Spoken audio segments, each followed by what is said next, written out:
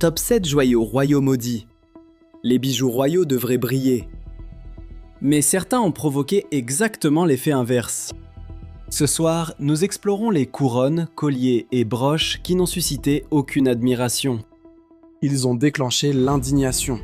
Des boucles d'oreilles sanglantes à une bague rejetée par la couronne. Une broche qui a scandalisé le monde. Et des colliers de prix disparus du Royal Collection Trust. Ce sont les histoires que le palais préfère oublier. Aujourd'hui, nous analysons les joyaux qui ont fait la une pour de mauvaises raisons. Les diamants de Meghan Markle. Quand les diamants ne sont plus les meilleurs amis des femmes, certains bijoux finissent par traîner leurs propriétaires dans de sales draps. Et cette fois, c'était le choix de boucles d'oreilles de la duchesse. Ces étincelantes cascades de diamants étaient prétendument un cadeau de mariage. Mais de qui?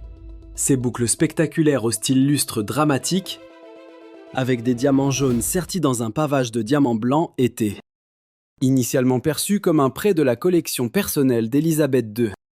Mais Kensington a refusé de confirmer la source, ce qui a alimenté la curiosité des experts royaux. Qu'essayait-il donc de nous cacher? Il fut révélé par Valentine Law que ces bijoux venaient en réalité du prince héritier saoudien. Et le moment choisi ne pouvait pas être pire.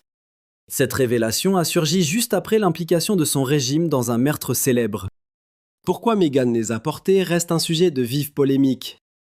D'autant que le palais l'aurait prévenu que porter ces boucles poserait de graves questions de provenance.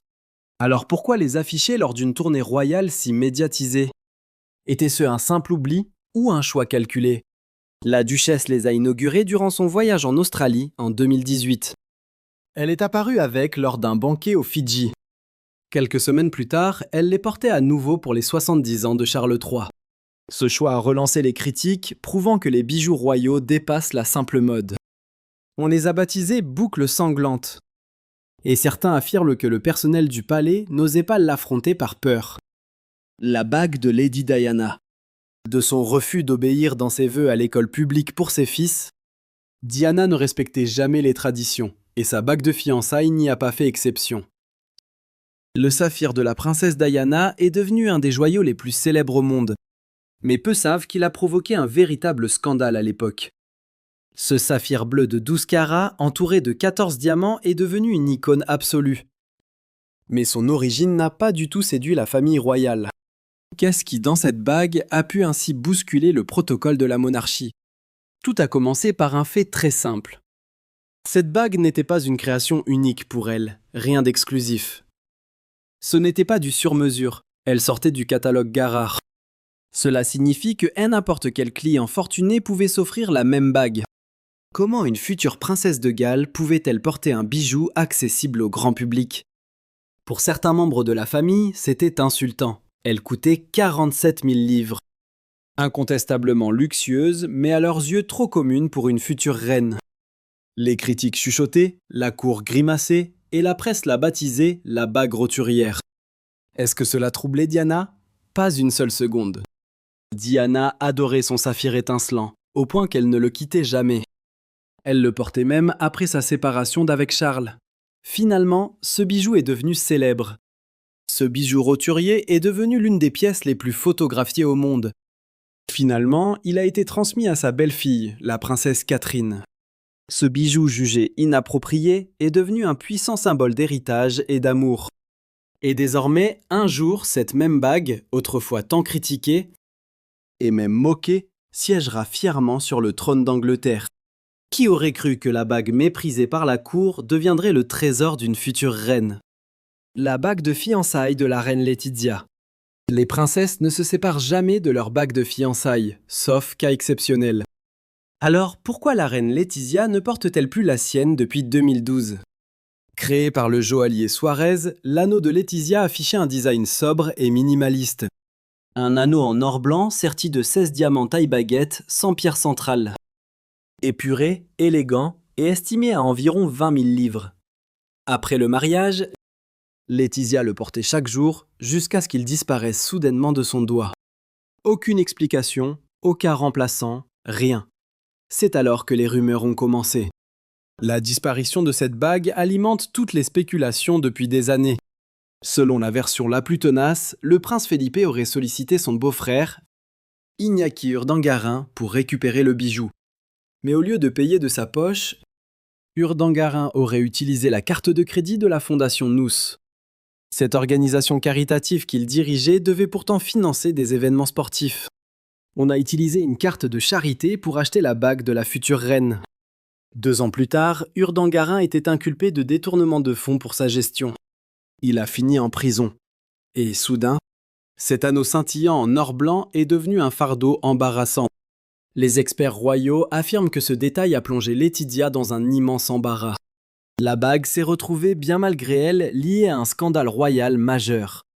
C'est pourquoi, selon des proches, Laetitia aurait discrètement rendu le bijou au magasin. Elle a simplement décidé de ne plus le porter pour s'éloigner du scandale.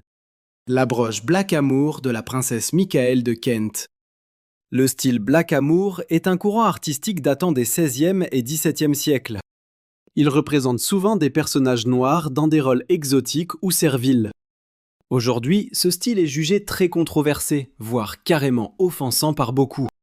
Quand la princesse Michael de Kent s'est rendue au déjeuner d'Élisabeth II, elle arborait cette fameuse broche lors de cet événement en 2017. Cela a déclenché l'un des scandales de joaillerie les plus gênants de l'histoire.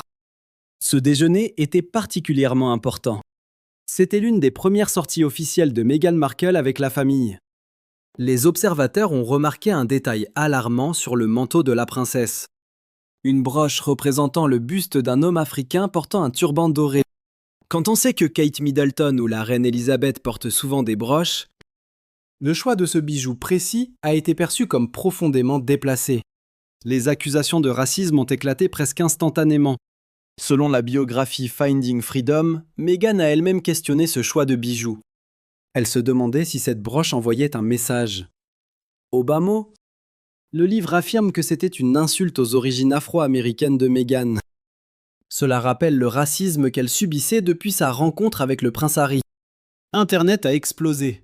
Un internaute a écrit « Personne n'a remarqué la broche de style Black Amour de la princesse Michael ».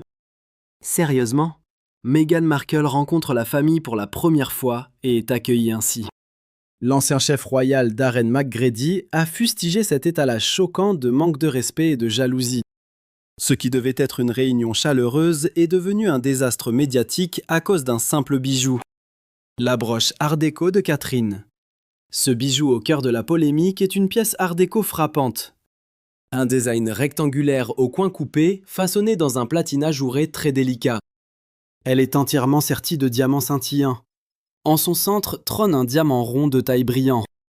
Cette pierre pèse approximativement 0,35 carats, tandis que le poids total en diamant atteint un impressionnant 4,5 carats.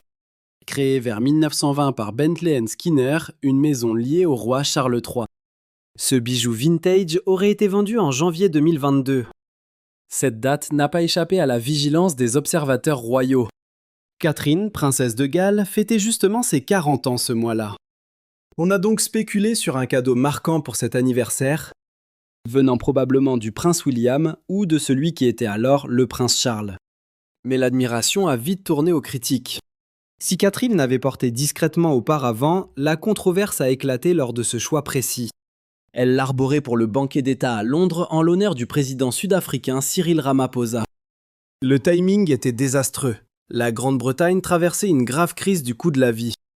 Porter un nouveau bijou de luxe a déclenché une vague d'indignation sur le web. Exhiber des diamants de 14 500 livres en pleine crise économique paraissait totalement déconnecté. Les commentateurs ont accusé la famille royale d'extravagance, affirmant que ce luxe n'était pas une surprise. Mais ils conseillaient d'y réfléchir avant de sortir des joyaux valant autant que des salaires annuels. Les internautes partageaient cet avis. L'un d'eux a d'ailleurs remarqué: au lieu d'acheter une broche à 14 500 livres en feignant d'être proche du peuple, elle aurait pu en faire don à une association caritative pour vétérans. Le moment choisi et l'insensibilité apparente de la part d'une Altesse royale ont été fustigés. C'est d'autant plus vrai pour celle qui est destinée à devenir un jour reine d'Angleterre. Le diadème belge. Le diadème à volute belge est l'un des trésors les plus exquis du Luxembourg, mais il a failli finir entre des mains privées, et c'est là que le scandale a commencé. Créé en 1953, ce diadème en platine étincelait de 854 diamants. Il provenait de ce qui était alors le Congo belge. C'était un cadeau de mariage de la Société Générale pour la princesse Joséphine Charlotte. La pièce maîtresse est un diamant central amovible de 8,10 carats. Il peut aussi être porté en bague. Pendant des décennies, la princesse l'a porté quasi exclusivement. Le peuple belge adorait voir sa princesse couronnée d'un tel éclat. Alors, comment un bijou aussi iconique est lié à une figure royale si aimée? A-t-il pu être mis en vente après son décès en 2005? La polémique souligne l'équilibre fragile que la royauté doit maintenir entre tradition et opinion publique. Pour beaucoup, ces trésors sont bien plus que des bijoux, ce sont des symboles d'histoire et de pouvoir. Lorsque ses enfants ont voulu vendre aux enchères une grande partie de sa collection de bijoux personnels, incluant ce diadème, Sotheby's l'avait estimé entre 80 000 et 140 000 euros. Mais la réaction fut explosive. Les Luxembourgeois étaient furieux, 79% s'opposaient à la vente. Le scandale a pris une telle ampleur que l'enchère a dû être annulée brutalement. Cette affaire a soulevé des questions gênantes. Pourquoi la famille grand-ducale vendait-elle des trésors nationaux? Avait-il des soucis d'argent? Et comprenait-il vraiment ce que ces bijoux représentaient pour le peuple? Finalement, la colère populaire a forcé le diadème à retourner dans le coffre-fort royal. Exactement là où beaucoup pensent qu'il doit rester. Heureusement, après cet épisode presque désastreux, le diadème belge semble à nouveau en sécurité. Même si cette controverse a laissé une fissure durable sur l'image lisse de la famille. Passons maintenant au cadeau officiel offert à la reine Élisabeth. Certains bijoux jadis offerts à Élisabeth II ont récemment provoqué une tempête, calme mais grandissante. Ces pièces, 11 cadeaux d'État estimés à 80 millions de livres, sont mystérieusement absentes de la collection royale. Le refus du palais de s'expliquer n'a fait qu'accentuer la polémique.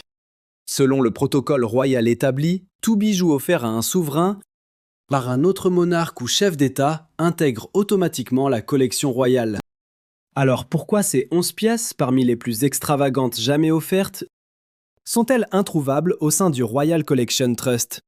Buckingham Palace a refusé de préciser qui possède réellement ces bijoux. Les officiels ont simplement déclaré que les Windsor ne les considèrent pas comme privés et que ces objets pourraient être ajoutés à la collection nationale plus tard. Pourraient? Pour des cadeaux censés appartenir à la nation. Ce flou artistique a tiré la sonnette d'alarme. Aujourd'hui, nous allons examiner deux des pièces les plus chères. Le collier de diamant du Nizam of Hyderabad, créé par Cartier en 1935. Ce collier comporte plus de 300 diamants sur platine avec un pendentif double amovible.